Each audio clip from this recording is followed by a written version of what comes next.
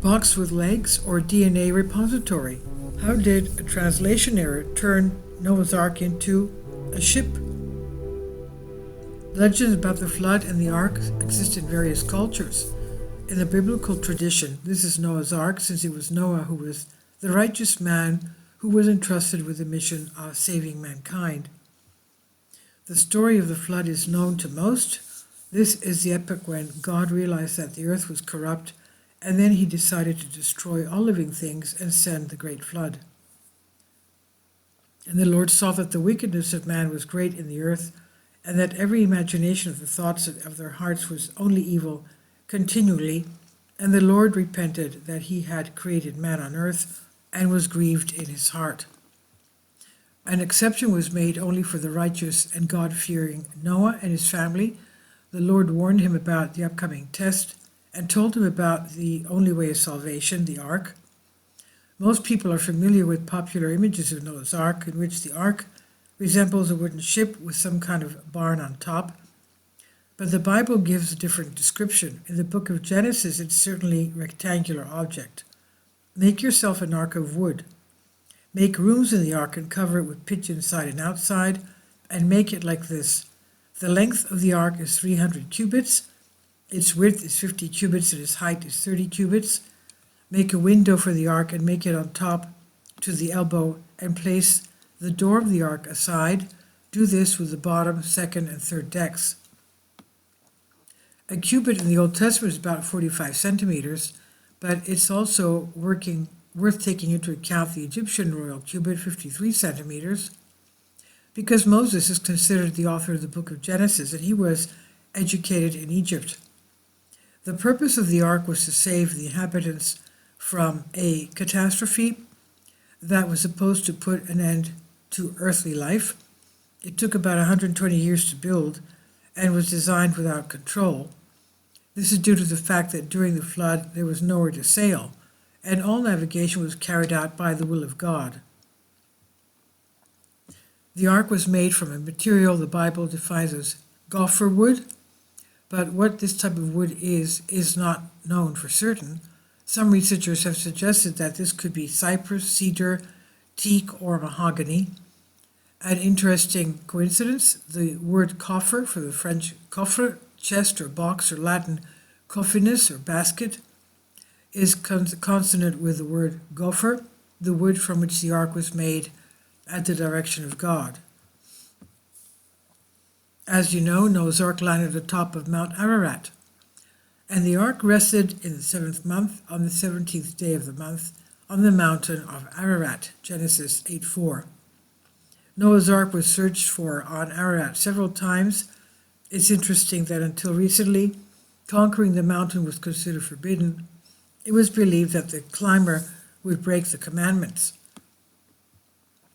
One of the oldest stories about the ascent to Mount Ararat is the legend of the holy bishop Jacob Jacob Musnetsi. He lived in the Ararat Gorge and wanted to dispel disputes about the flood. Then the bishop decided to climb the mountain, see the ark with his own eyes, and bring a piece of it to the people. The climb was difficult, and every time Jacob stopped to rest, an angle brought him back to the foot of the mountain. An angel brought him back to the foot of the mountain.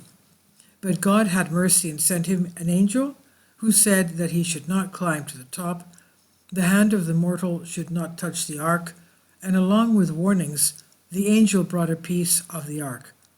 The relic can still be seen today in the Echmiadzin Cathedral in Armenia, and Catholic Simeon I of Yerevanzi sent a small fragment as a gift to Catherine the Great in gratitude for her concerns for the Armenian people.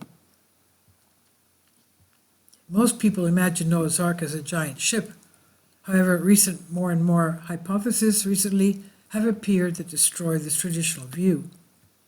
Archaeological finds gave modern viewers the opportunity to see how our ancestors depicted the ark in ancient times. For example, in many works of the first millennium BC, the ark looks exactly like a box. Similar images are present on ancient coins of the 2nd and 3rd century AD. Turkish mosaics depicting the events of the Great Flood also support this version. At the site of the city of Mopsestia, a preserved fragment of mosaic floor with the inscription Ark of Noah and Redeemer was found. The Redeemer was found. The mosaic contains an image of animals crowded around an open box with 4 legs. The ark had modest dimensions. Length was about 162 meters, width 27 meters, height 16.2 meters. This opinion was reached by a group of scientists from Rome who studied Sumerian, Akkadian, Jewish, and Aramaic texts. Agree, the 162-meter wooden box is too small to accommodate a pair of each creature.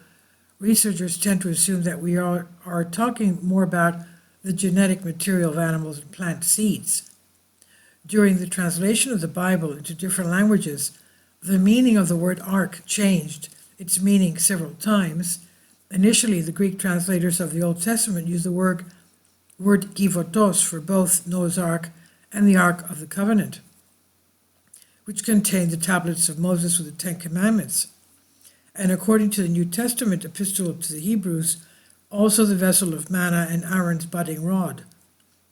Kivotos was a closed wooden storage box, but in translation they began to use different terms, as a result of which the original meaning was lost. And thus, according to the recent research, Noah's Ark was not a ship in the usual sense. In ancient texts, the structure is a cubic or rectangular box. Moreover, in antediluvian times, shipbuilding was not developed and Noah was not familiar with such a difficult craft, so he completed the task in the simplest way. He built not a ship but a box. It's an interesting hypothesis suggesting that the story of Noah's Ark is an allegory. In words understandable to ancient man, it's told about a spaceship on which not the animals themselves were collected but their DNA. If we view Noah's Ark as a ship that is a repository of the DNA of all life on Earth, several fascinating questions arise. For example, how did Noah receive information about the coming flood? Can this be interpreted as a warning from extraterrestrial beings? Is there a connection with extraterrestrial technology? If we imagine that Noah's Ark was a ship saving not the fauna itself but genetic data, then at that moment only extraterrestrial technologies could assure the safety of the Earth's biodiversity in the event of a catastrophe. This is on Soul Ask. Please leave your comments and thank you for your support. Finally, support my Patreon account. The daily posts are 5 videos daily and they are totally different from what I have on my YouTube channel. Thank you so much for your support and that you find all my content so interesting. You'll find the Patreon account details in the description box below.